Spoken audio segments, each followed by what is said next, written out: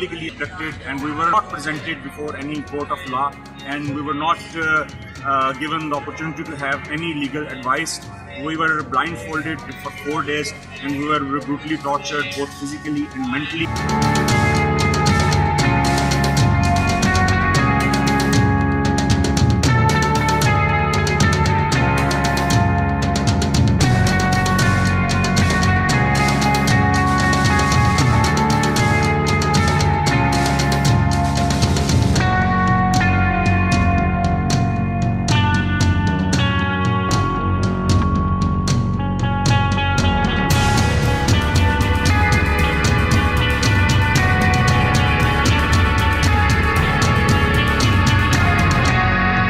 Pakistan's supreme law, the Constitution of Pakistan, dedicates not only one but several clauses to the protection of its citizens' fundamental rights.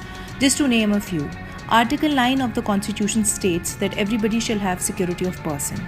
Similarly, Article 15 of the Constitution states that there shall be freedom of movement.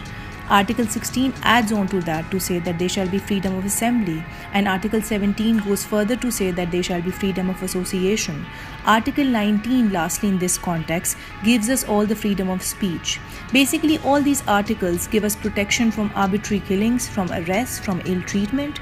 The supreme law of the land guarantees the freedom of speech, assembly, association and faith, however all subject to reasonable restrictions.